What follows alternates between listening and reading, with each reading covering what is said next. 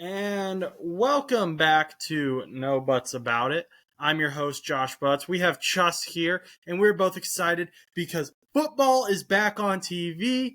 The Pittsburgh Steelers are back on TV. They had one viewer. It was Chus. And actually, there was definitely at least like 4 viewers because I checked the Nielsen ratings. There was one viewer. One household was watching the Pittsburgh Steelers, and it was Chus. It's exciting though. It's a new time. It is a new year. We've seen a lot of young people who I honestly hadn't heard of a lot of them, but they impressed me. And I watched the Browns versus Jets Hall of Fame game which I also watched. Yes, and there were some people there who impressed me. I cannot remember his name right now to save my life. I'm gonna Google. It's like Dorian Robinson Thompson, I think, is the Browns quarterback. He looked pretty good. Maybe if Deshaun Watson flops again, we've got Dorian Thompson Robinson. So close. But yes, if Deshaun Watson flops, maybe he goes in. But I watched a little bit of the Texans game. I watched CJ Stroud's highlights because Stan, the Jet fan, texted me, and he said, this game is on. I had no idea it was on. I was not at the house, so I was like, I'm going to watch his highlights later. Watch them. His awareness sucks. He threw an interception into what my opinion was like a very obvious pick. And then he was standing there with the ball. And then you see a guy coming out of the corner, which granted, he's looking this way and the guy's over here. Yeah. But at the same time, my dryer just went off. I don't know if you heard that over on your mic. Got to get them clothes dry, but no. Oh yeah, but go ahead. So he's kind of looking to his left, and the guy's coming up on his right, and he catches him at the last second, and he tries to throw it, and I think he gets sacked. He threw one interception, I think, maybe 2 interceptions. Did he? I didn't look at his stats at all. He went 2 for 4. It was not a good debut for CJ Stroud. Which I'm going to preface all of this with it's preseason. So but the problem is the one thing I will say about preseason is whenever you're at the level that you should be, Stroud being a top 5 pick. I think he was 2, 3. I know he wasn't 1. Obviously, that was Bryce Young. Second overall. Overall. I think Will Anderson Jr. went because the Texans went 2-3, and I think Will Anderson Jr. was third. Yeah. I just didn't know where he fell at that point because I know that they both had they had 2 and 3. But for me, I feel with preseason, it kind of almost is a good place to showcase what kind of talent you are. And in my opinion, especially for a rookie quarterback Stroud, I'm going to say this, granted, I mean, I'm sure you could probably say the same thing watching Bengals quarterbacks over the years. When I went to the preseason game last year for the Pittsburgh Steelers, I saw Kenny Pickett play, and genuinely, I thought he was pretty impressive in preseason whenever they had him come in. And I think he was the second or third string at the time rolling in. It was Mitch started, Mason, and then Kenny. And Kenny would go in in the third or fourth quarter, and he actually looked decent. I mean, granted, still making rookie mistakes and just trying to get his feet wet, but he looked okay, there's some promise here. And it's really not a good look when your starting quarterback or your projected starting quarterback is struggling in the preseason, because that could set you up for some really tough road, a really tough road ahead, because go figure, these are backups. I mean, yes, there are some players for example, in my game that had, with the Steelers, they actually had starters, and Baker Mayfield was starting for the Buccaneers. And, you had a lot of starters at points, but by the second, third, and fourth quarter, you got second, third, fourth string quarterbacks. And if you're struggling that bad, it doesn't look real good, more or less. It doesn't look too hot. No, for sure. And when your franchise is the Texans, and CJ Stroud is technically in a quarterback battle. I know when you draft a quarterback that early in the first round, it's kind of just assumed you've got the starting spot. But Davis Mills is still there. Davis Mills actually he had some decent stats. Whenever I was looking at the headlines, they actually highlighted him, and I totally forgot Stroud even existed because they didn't highlight him. According to Stan, in his text he sent us, he said Davis Mills is looking like a Hall of Famer. But then he followed it with, TBH, I'm not paying full attention. So That's our intel. That's our informant right there. I didn't. I meant to go back and watch this, and I didn't get a chance to. I wanted to watch Malik Cunningham. I'm going to pay more attention to him. He's an undrafted player, I believe. I think he's a rookie. Maybe he's in his second year. They apparently put him in at quarterback, and then I believe the second half put him in at wide receiver. Yeah, I heard about that. A lot Pat of people, McAfee was hyping him up. Bill Belichick's getting a little. Could Mac Jones' job be? Maybe it's not Bailey Zappi who's coming in to take Mac Jones' job. Maybe it's Malik Cunningham, and he's going to throw the ball to himself. I mean, Zappi, it didn't look like Zappi had that bad of a game either. It looked like he played a couple reps too during the preseason game that they just played. Because I know they showed Zappi's stats. Like, the one thing I noticed was the channel that I was watching at this bar that I was at, it would show the headlines of games, and they would like for the Steelers, for example, they highlighted Kenny Pickett and Mason Rudolph, but they didn't highlight Mitchell Trubisky.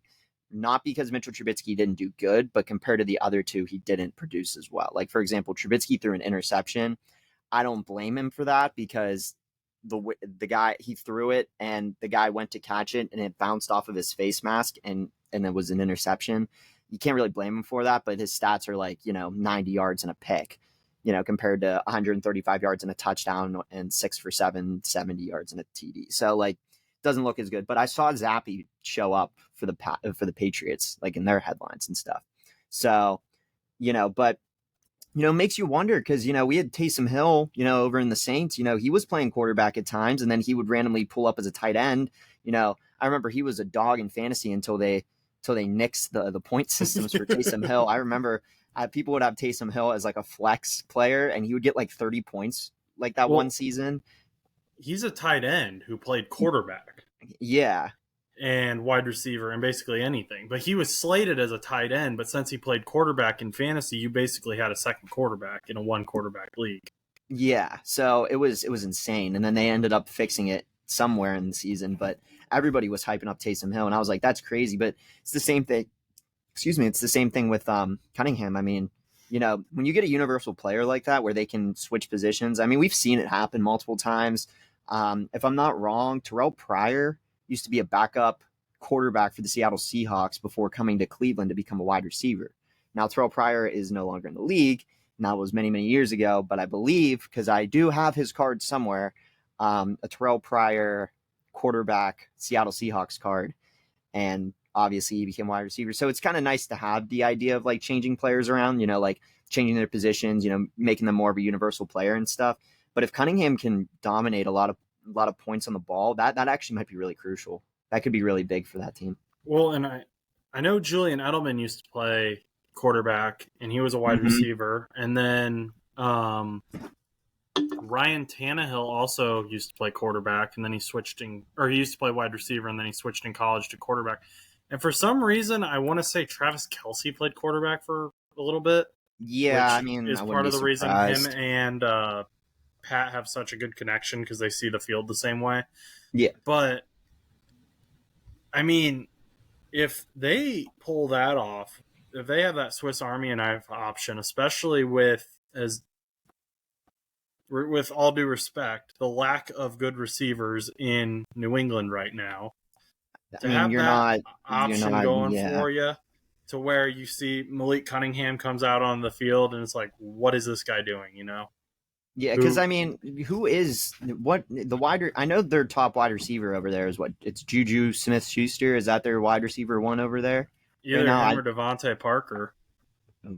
Yeah, but and it's one of those things where there's no like huge key guy. I mean, Juju, nothing against Juju, he wasn't really that high on the wide receiver depth chart whenever he played for the Chiefs. I think he was wide receiver 2, maybe 3. He might have been 1 for a little bit. But... I think he was technically their 1. Juju is wide receiver 1. Okay. Devontae Parker is 2. Kendrick Bourne is 3, according to their depth chart right now. Okay. So their team isn't definitely not the highest type of wide receivers, I would say. I mean, there's definitely some teams that have quote unquote decent wide receivers or like even middle of the line, mid, you could even call it, depending on how you would look at it, wide receivers. I know both names. I know Juju. I know Devontae Parker, but I don't know if that's enough to, I know I know Juju suffers a lot of injuries. I thought Mm. Parker was injured a decent bit too, but Parker has injuries. I think Bourne has had some issues, but so that's also not a good look because then you eh, would really have to focus on your depth chart being 4, 5, and 6, 7, 8, 9, like those guys. So every team needs like a guy, like you a need wide you like need yeah, that guy. because like And for like the Bengals, I mean it's got we to be have Chase. it I is mean it you is Chase, but I mean Higgins can be that guy if Chase is injured. which and he has because Yeah. Chase got hurt a little bit last season, and then T went in and he did really good. So and I mean but that's what I'm saying. Like I mean like even in Buffalo, they like their main guy is Diggs, and then for a Mm-hmm. while for the Vikings, it's Justin Jefferson. Granted, we don't know how Jordan Addison and some of those other wide receivers Let's are going to do, but let's talk about the Vikings. I watched that game, and okay, I thought we would come into the Vikings Seahawks we're talking about that, and I thought we were going to be talking about Jordan Addison, Jackson Smith Njigba. I'm gonna have to learn how to say his last name, but I think it's yeah, Njigba. I think He that's how you say it, but I thought we were gonna come into this show and we are gonna be hyping those guys up. It was gonna be all about those two. And I didn't see a whole lot from Jackson Smith. I saw a little bit from Jordan Addison. And Jordan Addison, he had a ton of 2 or 3 that are in the back of my mind right now. Just insane catches. One was a sideline catch, which I think both of his feet were in bounds. That was kind of a controversial call. But he also had one that Nick Mullins completely underthrew, and it was like he kind of came like out of frame, caught it sliding on the ground, and if Nick Mullins hadn't have underthrown it and he wouldn't have to dive like that, I think he would have taken it to the bank just because of oh, how absolutely, fast he yeah, was. There was really no one around him. If he had been standing, they only had time to get to him because he was on the ground. But that's not the guy that I'm gonna give the props to for this game. That's not the guy that I think we should be paying attention to from this game, because everyone is already paying attention to Jordan Addison from USC, first round pick, I believe.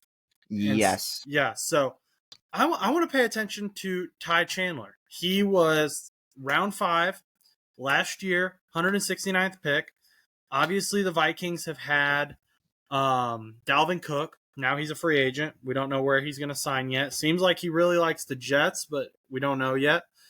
that's just that's a He, weird spot because I don't really there's think they need running backs over there. I think they're well, pretty okay, but I mean, they're starting running back right. Oh, you mean the Jets? yeah, Jets, Okay, okay, not yeah. okay. I thought you were I talking about the meant like Vikings. no. I meant Dalvin Cook. I don't really think Dalvin Cook should go to the Jets. I mean, this is a whole different like side of the story. But my opinion with Dalvin Cook, I don't think he should go to the Jets. I think their running back core is deep, is like good, and even their depth is like solid. Like I said, Abanikanda and a lot of those guys are like going to be good. So they're good, potential running back twos. I think So it I depends don't. where Brees Hall's at. Yeah. So Is I he mean, is he really yeah. rehabbing as well as they're saying he is from that ACL? But so in Going. Yeah. Minnesota right now, the starting running back is Alexander Madison, who great RB2. Wish him the Yeah. best. He's solid And running back again, too. this is preseason, playing against backups, playing with backups, that type of thing. Ty Chandler was the guy during that game. If a play got broken up, he was there, and he's not a Derrick Henry type where he's going to break a ton of tackles and get extra yards. But I thought he did pretty decent. I think there's something that can be worked with here. I think Vikings fans should be very excited to watch this guy based on what I've seen so far.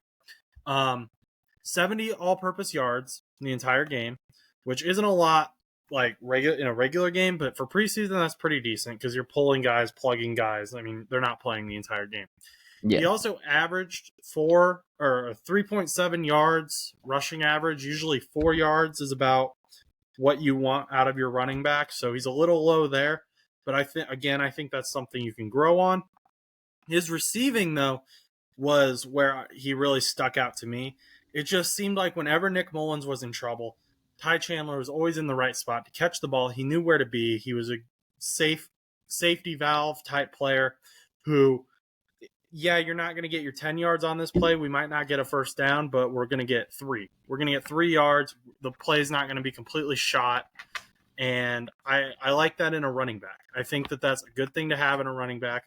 And especially on a team where you have Justin Jefferson. You have the number 2, according to the NFL, the number 2 most important player in the NFL. You have Justin Jefferson. Jordan Addison's probably going to be fantastic. His athleticism was insane. You've got these. I mean, you got KJ Osborne, not a terrible wide receiver. You've got TJ Hawkinson at tight end.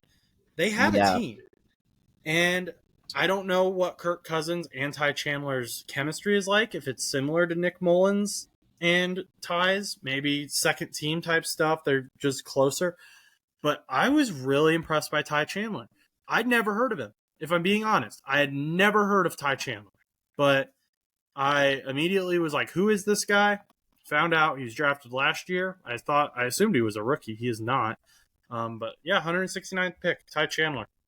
Yeah, I mean that's solid. I mean, like you said, I think the Vikings, they have a good spot, like offensively. I think their team is good. It's just they just need to like build off of it, because they're choking. Like they don't need to choke because their team is good. It's just it feels like they struggle against like these random teams. Because didn't they lose to the Giants last year in the playoffs? I thought it was the Giants. I think you might be right, yeah. Yeah, because I thought it was like the Giants, because I thought the Vikings were like second or something. And then they went up against the Giants. They lost. They were third or something, and they lost to the Giants. And then the Giants went on to verse the Eagles. Yep, that's what happened. Yeah, and it's not like, and that Vikings team was like good, and then they just fell apart. And granted, you added, Jordan Addison, who could really be good, but you lost Dalvin Cook, so like, maybe there'll be some different, adjustments. Maybe the chemistry will work better than it did last year, but it does make you wonder, But also, the one thing I will say about preseason football compared to other, regular season, is you have to take it with a grain of salt, in my opinion, just because a lot of times, like, I'm like, oh, that player's a beast. He should start. And then they never end up starting because it's always like, oh, there's this better player ahead of him. And it's like, but is he better? Like, in my opinion, I thought Kenny Pickett was last year better than Mitchell Trubisky from what I saw in preseason. And I was like, why don't you just start him? But then they started Mitch. And then there's like players that like look better on running back. Like, for example, I'm a big Jaylen Warren guy. I think him and Anthony McFarland looked great yesterday's game. And I mean, granted, Najee only had like 4 different plays that he was involved in. And I thought he looked, mediocre. And that's coming from a Steelers fan. But granted, it's not the regular season. And obviously Najee Harris is going to start over Warren and McFarland. But I mean, I guess we'll see what happens in Minnesota, but it'll be quite an interesting thing to keep an eye on, see how well they do. I mean, definitely slated for a very strong finish potentially, but I don't know. We'll see what happens. I just think there's this fear in Minnesota right now that Dalvin's gone. Where's our run game going to go? Like, not that they think Alexander Madison's bad, but like before it was Dalvin and Alexander and they could do it together. Now they view it as just Alexander. And I'm based on this game alone, I think Ty Chandler could pick up the slack. I think he could be a good, like, if you only want to run Alexander for 2 downs and then have Ty Chandler be that third down back. Again, he's not going to barrel through your defensive line. He's not going to be that tough guy like Derrick Henry who's stiff arming people. That wasn't the vibe I got from him. But I think he could catch the ball, get you 2 yards, and then fall down. He could get you what you need. Yeah. And a lot of teams, that's all they need. They just need a simple guy like that. They don't need Derrick Henry. Yeah. So, I mean, we'll see. I mean, like I said, there's a lot of, uncertainty with running backs out there right now.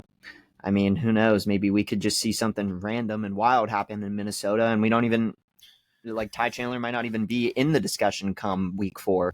Might be some random running back pickup that they do or some random trade. We've seen some wild things happen in the NFL. It's always, I mean, granted, I remember last year, like, people were like in talks. It was like, You remember when everyone was like, "Oh yeah, Odell's gonna get signed by one of these two teams," and then like literally like 2 days later, he like got kicked off a plane or something, and then he didn't end up getting signed anywhere. I forgot about that, but like I was just thinking about that. I'm like, anything can happen in the NFL anymore. I feel like you never really know what's what's on the horizon, and and like every year is a new year, and everyone is already saying like, oh yeah, Chiefs to the Super Bowl, but I'm like, but what if any of these AFC teams get hot at the right time and the Chiefs just happen to fall off at the right moment? It's literally anybody's game, and I really dislike the idea of the Chiefs being favorites to win the Super Bowl again. I feel like that makes me a little frustrated considering they've been the favorite to win the Super Bowl for like the last 4 years, but it's whatever. It's the Bengals year. We've got it. And I hope and for your happiness that you guys can at least have something to eat soup in for once. And you can actually get a bowl. Hang on. You just quit with your soup. Yeah. You discovered this information about the Packers, and the Bengals played the Packers first. So we're gonna go with the Packers because once I start talking about the Bengals, I don't know if I'm gonna be able to stop. So let's talk about the Packers first. What did you find out? So basically what I had found was that Jordan Love started yesterday against the Cincinnati Bengals on August 11th, 2023. And on social media, everybody started going crazy because on the same day in 2008, August 11th, 2008, Aaron Rodgers also made his preseason debut against the Cincinnati Bengals. And that was Aaron Rodgers. And then, of course, in 1992, it was, I think, week 3. The Packers were 0-2, and Brett Favre went in for that week 3 matchup, and it just happened to be against the Cincinnati Bengals as well back in 1992.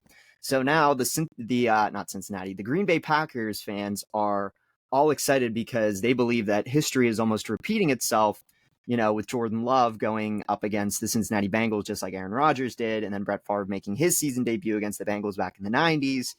Everyone is saying it's either a crazy coincidence or, this is just how the dynasty works in Green Bay. So I don't know how to feel about it, but I did send it to Josh just because I thought it was interesting, but also just happened to be involving the Bengals. That 2008 game actually was not a victory from what I believe. I think it was a 20-17 win for the Bengals in the preseason. Obviously, the Packers won yesterday, and the Packers did win by 1 point against Cincinnati in 1992, 24-23. So granted, not exactly perfect because obviously Aaron Rodgers did not win his preseason game. Jordan Love did, Brett Favre did, but we'll see what happens. We'll see what happens in Green Bay. I don't know what you thought of Jordan Love personally, but Aaron Rodgers is a loser, confirmed. He's a nobody. He's something. He is something. Everybody on social media right now is saying everybody was talking about how bad Aaron Rodgers was in the media, and now everyone's praising Aaron Rodgers. I know. Can't wait for them to go 6-11. I was like, oh, okay. Everyone hates Aaron Rodgers just because he speaks his mind, and his mind is different. And I don't agree with Aaron Rodgers on everything, but it's like, come on, just let him do his thing. Let him sit in the dark. Let him cook. Let him cook in the dark. Yeah, let him do his thing. He just wants to be alone, sitting in the dark. Trying to think about his life and what he wants to do. I mean, like I said, personally wouldn't go if I was about to retire from my job at 62. I don't think I would take some time to go sit in the dark somewhere, contemplating if I was going to retire from my job or not. But hey, man, Aaron Rodgers he's a different breed. I mean, my favorite part about that whole story was that he, after doing that, had decided that he was going to retire. And then once the Packers called him and were like, yeah, no, we're moving on from you, he was like, never mind. I'm throwing out everything I thought about the last few days. I'm going to New York. Screw all of you. Yeah, I was like, that was just so pointless. It was like literally so pointless. It was like you literally wasted probably like a week of your life or however many days he spent in that dark room, literally just contemplating retirement, decided potentially to retire, finds out that he is getting moved on from in Green Bay anyway, and decided, you know what, instead of like actually at that point being his sign to hang it up, because like at that point, like if I was like going up and like I got a call from my team and they were like, hey, we're moving on from you, I would be like, dang, me sitting in that room must have been a sign, because I guess that's where I guess that's where my path is supposed to be now. I guess I decided I wanted to retire, and my team's already moving on from me, so maybe this is it. But instead, he took it an extra step and was like, "Oh, you know what? I'm offended. I'm actually going to keep playing." It's like, okay, well, why make a big deal about it on social media that you're going to go sit in a dark room? Like, I can go sit in a dark room right now. Look. Yeah. Oh, like, oh, let me go think about I'm going to think about it now. If I'm going to return to the No Buts About It show for the next 10 seconds. For the Spotify listeners, Chus is sitting in the dark on his laptop. Okay, we have so a I decision. thought about it. Yes, I have decided that I will not be retiring. Like, I can do the same thing. It's so goofy, but whatever. I mean, I saw Jordan Love. Here's the thing about Jordan Love. Here's my issue. Yeah, I didn't Mr. watch the Love. game because I'm pretty sure it was happening at the same time the Steelers game was. So here's the thing. I don't have an issue with his game yesterday. He actually had a really good game yesterday. So my issue with Jordan Love is his regular season games. His debut, he sucked, and Packers fans wanted nothing to do with him. They were like, "This was the dumbest thing we've ever done. We should have drafted a receiver. Aaron would still be here. What the heck? This was stupid. Screw you, Green Bay. I hate you." Of course they don't, because they're pretty loyal fans, but that was pretty much the consensus. And then Jordan Love came in at the end of one game at the end of last year, and he was decent, I guess. Nothing amazing. It was kind of like a fluke game, in my opinion, where kind of like the game where Baker Mayfield, which was still impressive because he memorized the playbook in less than 48 hours. But when Baker Mayfield led that 2-minute drive when he was on the Rams for a game. Yeah. I don't know if you remember that. But then people started freaking out, and they're like, Baker Mayfield's a god. Jordan Love is a god. The entire NFL is flipped on its head. I'm like, I don't know about that. I want to see more out of Jordan Love. You know what? If Jordan Love is a good quarterback, great, because the NFC will have more than one good quarterback then. Congrats, Jalen Hurts. You are the NFC's one good quarterback. Jordan Love might be coming for that, though, so you better not suck this year. But, I mean... But you also mentioned Baker Mayfield. I mean, I don't know. I mean, he didn't do bad, but, he also played in that preseason game yesterday. So, you were watching Love, I was watching Baker. I didn't think he was that impressive, to be completely honest. No, Baker sucks. I mean, he had some good games in LA. I'm going to give him a little bit of props, but I don't really I didn't really see anything that was wow, man, Baker might be a threat. I was like, Baker looks like a quarterback too right now. So Baker is the best quarterback that the Cleveland Browns have had in a very long time. I 100% agree with that. The bar is not very high. Yes, that is also true. So, I think he's been through a lot. I think he's grown a lot in his time in the NFL. But it is being reported that he threw 9 interceptions in 7 days at training camp. And he is in a quarterback competition with Kyle Trask. He might lose the starting position to Kyle Trask, who was drafted in 2021, I believe, sat behind Tom Brady. I think actually sat behind the guy who sat behind Tom Brady. I forget who the backup was. It might have been Blaine Gabbert. So he's going to lose his starting position to a former, I believe, QB3 from Florida. And I get Florida is still an SEC school, but Baker is a former Heisman winner. I'm correct there, right? I believe so, yes. Yeah. I mean, because I know Cleveland's had their fair share of getting those really top candidate quarterbacks Johnny Manziel. I believe Baker won the Heisman in 2017. I think he did. Let me look it up real quick. Let me verify. I'm pretty sure because they went Johnny Manziel, and then they drafted Baker 2 years or so later because Johnny. And I want to watch on December 9th, 2017, Mayfield won the 2017 Heisman Trophy with a sweeping majority. He received 732 first-place votes and a total of 2,398 points. So, yes, you were correct. I didn't know, what year or whatever. I almost that's fine. He won, but yeah. Why why is he in this? You're telling me the Buccaneers are going to go from Tom Brady, Tom the GOAT Brady, to Baker Mayfield and Kyle Trask?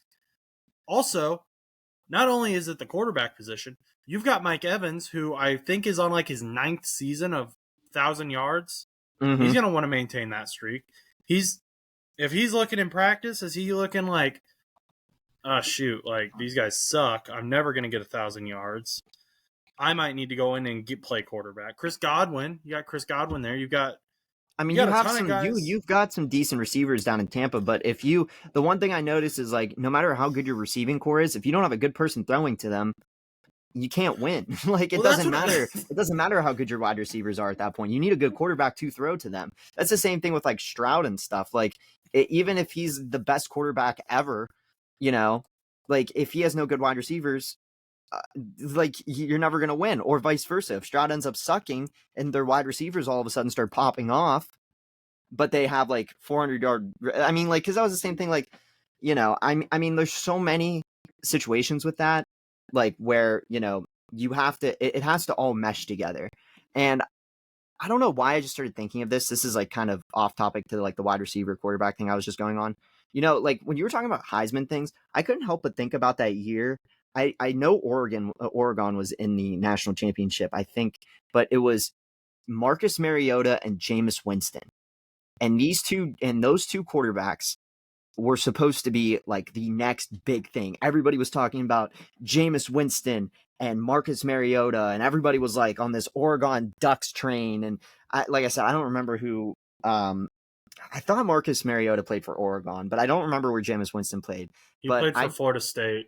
Yeah, so everybody was talking about these two quarterbacks. And I remember even in Madden 16, like they had Jameis Winston like an 80 overall, like superstar. So like by the second year I played with him, he was already like a 98 overall. They were hyping the crap out of these two guys just for them to do absolutely nothing. And like, I mean, granted, Marcus Mariota didn't have he definitely, I could say arguably, I don't know. I feel like they both had pretty much the same type of career, but it does make you wonder because like you can be really good in college and just suck in the NFL or just like be mediocre, or you could develop into that star. And I think Baker was good, but I don't know if it's just with age or like what, but like that year that they went, it was like 12-4, the Browns, when they had Baker and they beat the Steelers that one year. I didn't think that they had like a bad team. I thought they were solid. It was just a matter of, like they just couldn't keep it consistent going into the next couple of. It was just weird. I don't know. The Browns are just have always been a mess to me. Like I've never looked at them as any team. Like they always like they'll get like one good year and then they'll just fall apart again. And you're like, oh, okay. And Nick Chubb's just there. Nick Chubb and Myles Garrett are just wasting their careers there. Pretty much. I mean, dang. I mean, like Nick Chubb, like, well, everybody's hyping him up for fantasy football this year because Kareem Hunt isn't there anymore. So, because they're like, oh, Nick Chubb's gonna get all the reps. And I'm like, why? Like, why is that a big? He's gonna get more than he was before. Yeah, I guess so. Like everyone's like Chubb train. I'm like, okay, the Chubb train is riding. I'm like, whatever. As if Kevin Stefanski was like, calm down, Nick. You're going a little too hard. We're gonna put Kareem in. And no, that's not how that. I don't see that happening. Okay, we are over 30 minutes into the show. I think it's time. Go hype up your boy. I'm going to hype up the Bengals so hard. We lost to the Green Bay Packers. But you know what? I've never been so happy after a loss because we came into... I've never been so happy after a loss. Somebody put that on a t-shirt. I'm also surprised you haven't mentioned my root beer bottle. I didn't even notice your root beer bottle until you pointed it out. I've been drinking out of a 2-liter of root beer here, just chilling. But no, for real though, like offense, terrible. Like it was. So you're saying your offense was not good? The offense did not. Jake Browning was okay. Trevor Siemian looked like he didn't want the backup position half the time that he played. The wide receivers looked good. Charlie Jones was a bit questionable. There's this guy that we drafted this year. I'm gonna have a heck of a time trying to say his name. It's Andre. It's either Losivas or Iosivas. I want to learn how to say it but dude's a stud. The dude can ball. His route running is a little questionable. But takes time. Yeah, it's the non-teachables he has. He has the size. He's kind of like a T. Higgins light, to where he's gonna climb the ladder. He kind of has the agility of Jamar with the size of T, if that makes sense. Okay. And he had some crazy catches, like just where you didn't think he was gonna come down with it, and he was like, "No, this is mine." I was hoping to see a little more out of Charlie Jones. Didn't see a whole lot out of him. He had a couple drops. That's okay. The guys that impressed me were on defense. Those were the guys. Chase Brown, our running back, had an okay game. I'm also grabbing a Mountain Dew out of my mini fridge, so okay. Keep talking though, but just keep going. I will. Chus doesn't want to hear the threats that the Cincinnati Bengals are bringing to Pittsburgh, because our depth is so scary. This was a situation where I thought we were going to come into the show and I was going to say, Jordan Battle, what a guy, is insane. He played well. Great player. That was the guy I thought I was going to hype up. And he did get some compliments from Anthony Munoz, who was calling the game, Hall of Fame left tackle. And Jordan Battle's a hard hitter, which we knew he would be. But as much as I want to hype him up, the guys I've got to hype up are Dax Hill, who was all over the field. First-round pick last year to replace Jesse Bates and Von Bell. And he was everywhere. He was all over the field. We had DJ Turner, also all over the field. But Tyson Anderson, who came out of nowhere, everyone was like, this dude's going to get cut because we have too many safeties. I don't think so anymore. You know what this guy did? You know what this guy did, Chus? What do you do? He walked into the game, and the Green Bay Packers backup quarterback, they threw the ball, and he just said, mine, took it to the house. Pick six. Take it to the crib. Pick six. Then he got another interception. Dude was another guy all over the field.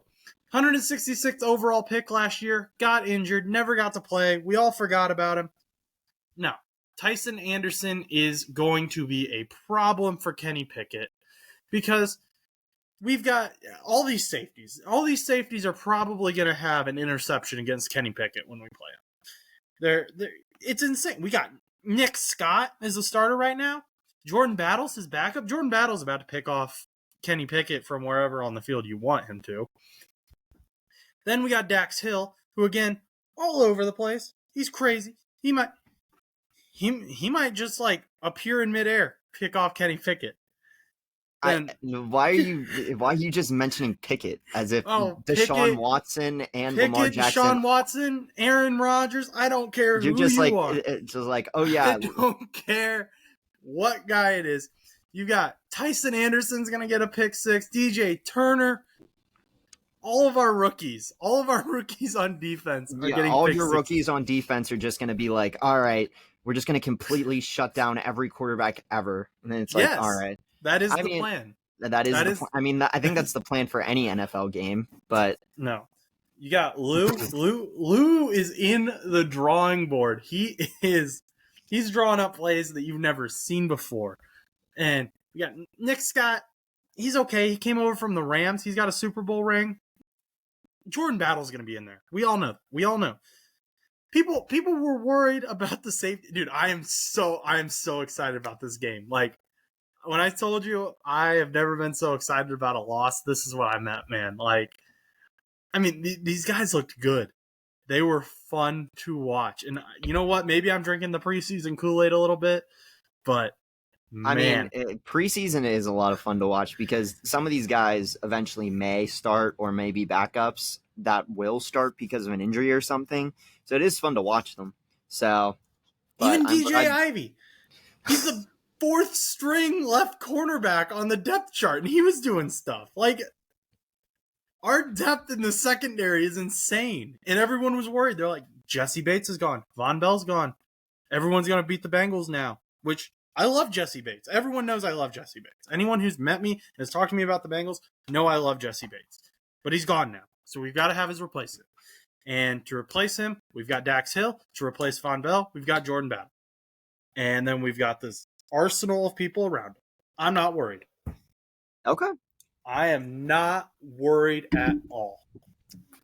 I mean, I feel like for mine, if I'm going to hype up the Steelers, I'm not going to like go sicko mode like you did. But no, my player to watch for the Cincinnati Bengals. What was that final score yesterday? I don't care. No, I was just curious. I actually it's like what 36-19. It was. I didn't know if it got any closer towards the end. I don't know.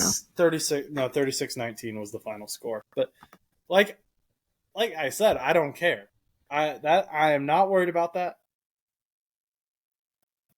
Dude, the Lions went 4-0 in the preseason a few years ago and then proceeded to win 2 games in the regular season.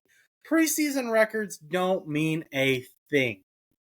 I get that, but it's just 36-19 is all right. They played their starting quarterback and their starting receivers for half the game. So did Tampa Bay. We played Trevor Siemian and Jake Browning with Andrew Losivas. Goats. Throw Jamar Chase in there and we'll see what happens.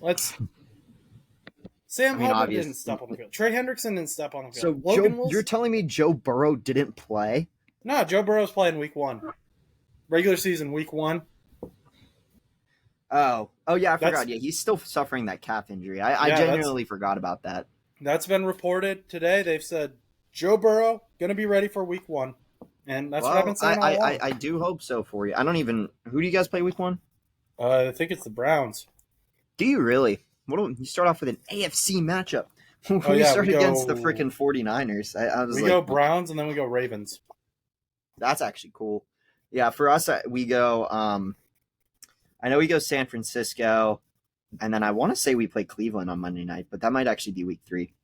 But there might be a game between there. I'll have to double check. But is there? I don't even think there's a position I'm worried about anymore. Maybe quarterback, but tight end. Oh well, no, we signed Mitchell Wilcox. I'm more comfortable with tight end now. I forgot we re-signed him. So we play the 49ers and the Browns. So I was right. We play them Monday night. And then we don't come home for 5 weeks. Dude, our wide receiver depth is stupid thick. I hope so. So we've got Jamar Chase, T. Higgins, Tyler Boyd, Trent Irwin, Charlie Jones, Trent Taylor, and then Andre Yosivas. Stanley Morgan. I'm comfortable with all those guys starting. All right. So I'm excited, man. This is the most excited I've been in a while to watch the Bengals.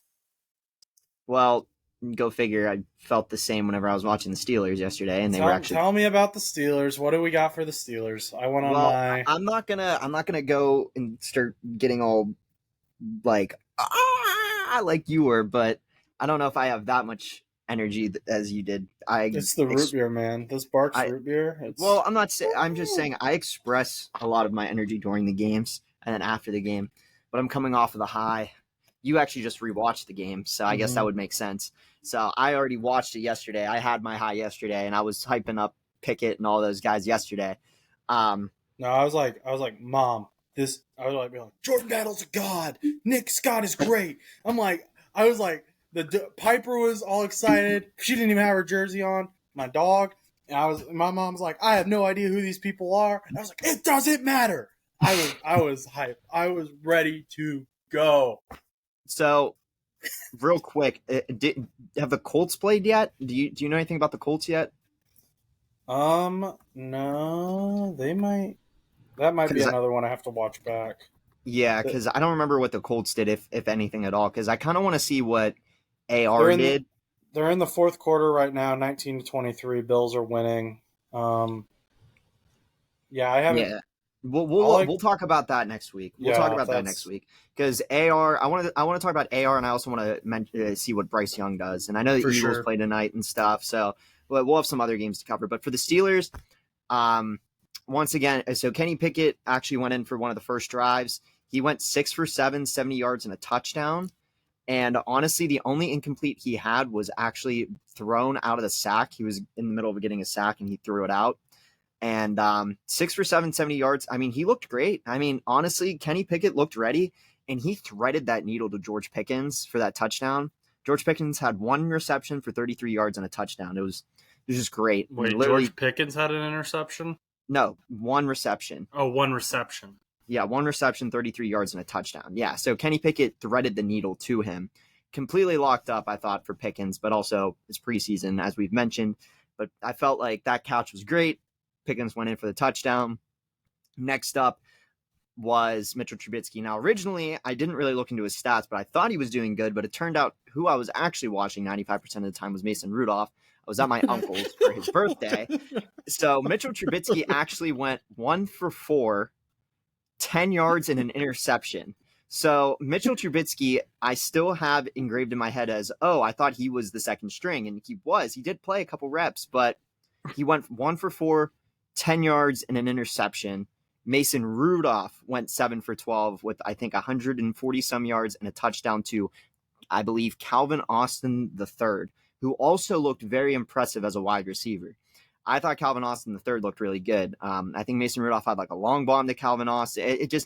Everything looked really good on the offense. Offensively, I thought that they looked pretty solid. I think even Anthony McFarland and Jalen Warren, especially Anthony McFarland, he also got a touchdown in that game. He's considered probably our third string running back. I think he was doing really good. Jalen Warren, obviously, he's going to be utilized a lot as the second backup, running back 2 to Najee Harris, switching in and out. He's probably still going to be in that same role that he had last year, but McFarland might be getting some more reps. Both guys do have a lot to prove, with Najee Harris not being the most consistent running back. Didn't really see a whole lot from Najee to really say anything. I think Deontay Johnson actually looked okay catching balls yesterday. A lot of times he's known to drop balls, so pretty impressed with that. I don't know if Allen Robinson even had a catch. I'll have to go back and look, but nonetheless, I thought the receivers looked good. I thought the offense was pretty decent. Even our fourth-string quarterback, Tanner Morgan, didn't do that bad. I mean, I looking at his stats real quick, I'm going to pull them up. Tanner Morgan, I've never even heard of him. He went 5 for 8, 36 yards, and interception. I mean, I've never even heard of this guy before. I was just like, all right, cool, I guess, But yeah, Mason Rudolph had 7 of 12, 132, and a touchdown. So I was actually really impressed with that. But Kenny did really good. Really gives you a lot of promise for this season. It's almost like, it shows promise. And I think that's what Steelers fans needed, was just a little bit of promise that, this year might be just a little bit different. But I mean, even on defense, I mean, Herbig, I think, was doing great. There was a lot of tackles. There was a lot of just like so many good defensive stops on, defense. Like the running backs really couldn't get anything going. I think for most of the game, it was like 27-10 until like the last part of the game. And then Tampa Bay ended up like dropping a punt return, and then the Steelers recovered it. So it was weird. It was like 27-17. The Buccaneers scored late, and like all of our third and fourth string guys were in. And then they didn't get the onside kick. We went for the 3 downs. We punted. The Buccaneers caught it, they fumbled it, and then the Steelers just re-recovered it, and then we won 27-17. So it was a good game. I think the defense looks good. I think our depth guys look pretty solid, like our second and third string. Some of our rookies definitely are looking pretty good. I'm very impressed, honestly. I was very impressed with how the Steelers played yesterday. Like one of the things I noticed with preseason is you get a lot of like really, really close games, because it's always like the battle of like the third and the second and the fourth strings, and like some of your top first and second string guys will go in at the beginning and like they'll get the ball rolling, and then after that it's like almost like a decline, and then like those defensive backs that are like third string will get like a pick 6, and like then it'll be like 19-16, and you're like, what is happening? And you're just like really confused. So And also our kicker, like our backup kicker yesterday, I don't even know what his name is. Genuinely, I know he's from Clemson, but let me take a gander here because it wasn't Boz, but I was like actually like, oh, BT Potter. He had 2 field goals and 3 extra points. Due to actually like his like extra points were like he had a boot on him. Like that was really good. Like I was actually impressed. And who was starting at punter yesterday for the Steelers? Was it Stan the Braden Jet fans? freaking Braden Man. I saw Man and I was like, "Oh my gosh, that's Braden Man. I forgot about that." Presley and I was like, Harvin not starting. Well, he's in a punting battle. Oh. So we have a punting because they don't believe that they didn't feel that he was living up to expectations even last season. So Bengals have a punting battle too. So yeah, I mean, honestly, I could even see a kicker battle starting with this Clemson guy too, because in my opinion, he looked great. And like he's younger. Boswell's been hurt a lot of times, dealing with groin injuries. It'd be really interesting if we had that guy because 3 extra points and 2 field goals, 2 for 2 and 3 for 3, like it's pretty solid, regardless if it's preseason or not. Like a lot of times when you pick up like a random kicker off the street, they can barely kick field goals, but this guy's like drilling them. So I was Clemson. He's not a random kicker off the street. Well, no, but like I mean, go figure. But like whenever there's an injury that happens and you pick up some random guy that you've never heard of off the street, usually he can only kick like halfway up like the goalpost, and you're like, oh, he made the kick. Oh, good, because I know the Steelers had that happen when Boswell got hurt over the last couple of years. We'd pick up a random guy, and they wouldn't be bad, but they would be rookies, and they would be just like okay. Now this guy genuinely might. If he gets cut from the Steelers, he'll definitely get signed somewhere else. Yeah, at some point. Kicker. The reason I said our quarterbacks didn't do super well and the Bengals offense didn't do super well. Individually, players did great, but like as a unit, they didn't do well. I think the number 1 scorer was Evan McPherson, and then behind him was Tyson Anderson with the pick 6. Oh, okay. I'm not sure that I can honestly say there was anyone else who really scored. Maybe one other touchdown. There was a lot of Bengals field goals. Yeah. So. Yeah. But I'm excited. I am hyped. Dude, yesterday, I know you're excited because like you said you rewatched the game today. But when I was watching the game yesterday, I was like so excited, so happy, like, you know, even with the backups and, you know, like 3rd, 4th, 2nd, whatever string they were, I was just excited to see football back. It's been a long road, you know, since February, you know, it's been kind of lonely, you know, after the Super Bowl happened, other than like Aaron Rodgers and some draft stuff and, you know, just some miscellaneous things here, you know, I was craving football. And now we're back in August, and not only do we have the NFL coming back, but I'm just excited also for some college football too. You know, I gotta love that college football. You gotta look out those rookies right before they get into that draft for the class of 2024 coming up next year. So very, very excited just in general for football. So we got the NASCAR playoffs coming up. They're in Indianapolis this week. It's a great time to be alive. Yeah. Hey, this is like honestly, like I love summer, like genuinely, but I think my favorite time just to get super excited just about everything is September, like October. I think October is like one of my favorite months. And the reason is just because at that point, the NFL is in full swing. College football is in full swing. People are starting to talk about hoops, college hoops. NBA is starting up. MLB's in playoffs. NHL's in playoffs. It's like the best time for me to watch sports because like I love watching baseball playoffs.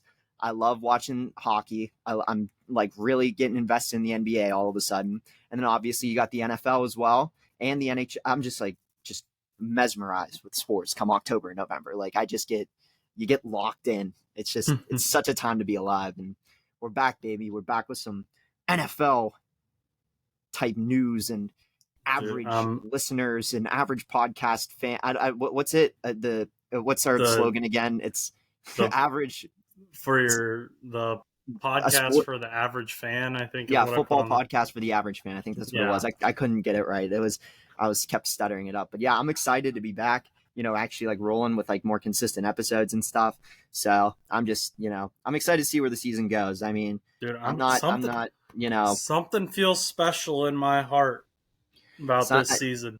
The I don't know. Houday Doggo, Piper the Houday Doggo looked at me today, and I was like, "Yep, we're winning the Super Bowl." All right, well, maybe we'll It's see what coming. happens. And I'm not saying the Steelers are going to win any Super Bowl, but man, what a time to be alive it would be if the Bengals were like 11-6 and the Steelers were 10-7, and next thing you know, we're both rolling in, and it's like, wow. I think Bengals? I don't know, Josh. I might have to if the Bengals and the Steelers played in like the divisional or something like that. I might have to drive to Fort Wayne, or we'd have to meet halfway or something for the game somewhere. Like I feel like that would just be so sick. Where's your Jordan Battle jersey? So, well, whenever I decide to get my Jordan Battle jersey, so I have a proposition. I actually have a proposition for you. Oh, okay. So I thought about this. You're definitely going to say no, but I figured I would do this. Not only would I get a Jordan Battle jersey, but I would also dress up as Joe Burrow for Halloween if you got yourself a Steelers shirt of your favorite player. I will say, if the Pittsburgh, well, actually, I have to rework what I was going to say because I was about to sound really dumb. If the Pittsburgh Steelers draft a player from Fort Wayne that is not named Rod Woodson, then I would buy his jersey. Okay. I would also buy a signed Rod Woodson jersey because he's a Hall of Famer from Fort Wayne. Well, yeah, absolutely. But I have a Ben Skoranek signed jersey. He went to my rival high school, plays for the Rams, beat us in the Super Bowl. Still love him, yeah. I got to have that Fort Wayne connection. So well, and I'm not against getting the battle jersey. I even have sauced around the idea of even dressing up as Joey B for Halloween this year. I got the red sunglasses from 2022 when you guys did your Super Bowl run, and he had those funky red glasses that everybody was talking about. I bought a makeshift pair off of Amazon. Cut my hair the same way. I could definitely get the beard a little scruffy at that point in time. Could either wear a white t-shirt, could wear either Bengals jersey. I mean, I rocked the Gardner Minshew last year, so whose jersey do you want me to buy? Whose jersey? Who's Steelers? Yeah, because like. Oh no, I didn't care who you bought. Oh, okay. I didn't. I wasn't gonna be like, oh, you have to buy Pickett. I don't care. Like, I mean, if you wanted to buy Watt, like if you wanted to get somebody that was like genuinely like a decent guy, like I would probably invest in both. If not both jerseys, a t-shirt and a jersey. It's such an ugly set of colors. Yeah, and you think me wearing orange is gonna, You can buy the white one. The black one's clean too. The white ones are actually the white jerseys with the black stripes on them are actually hard. Like I really like those jerseys. The orange jerseys, and this is an unpopular opinion among fans, but the orange Bengals jerseys are actually my least favorite.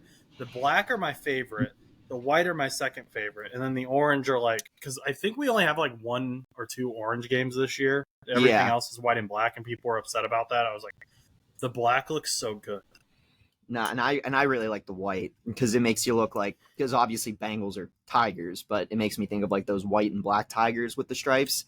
It makes you now. Yeah. Mm-hmm. And then you go in for like imagine you wearing the white jerseys in like a snow game somewhere. I feel like I would lose my mind if they're wearing those hard white jerseys. Oh my God. Buffalo. Yeah. Oh, that would be a crazy. Go to Buffalo somehow in the white jerseys in the snow, just like. That just winter's Sam cold. Darnold was seeing ghosts. Josh Allen's gonna be like, I can't even see the other team, man. Jamar Chase is just running through the snow. Oh my gosh, that'd be crazy. But I mean, we'll see. But if you want to, like, I'm willing to. I mean, there's no saying like we can talk about it. You don't have to. And maybe even down the line, I'll still get it regardless if you get one. But there's that proposition right now with the 2 of them. Currently. Okay. Well, let's wrap up this show before any bets get made. That's okay. Thank you for listening to today's show. If you enjoyed, please remember to like, comment, and subscribe. It helps us out because the algorithm is against small channels like us. So you got to help us push into the algorithm. We can be found anywhere you listen to podcasts and on YouTube at No But Show. Our social media pages are nobuts_show on Instagram and nobuts_show on TikTok. There is supposedly content coming to the TikTok soon. My Twitter is Josh_Butts_2001. And if you would like to reach us, you can email us at boldmoosepodcast2, that's the number 2, at gmail.com. Finally, our spread shop will be in the description, so check out the merch, help support the show. Once again, if you enjoyed today's show, like, comment, and subscribe. Until next time, go do something nice for somebody.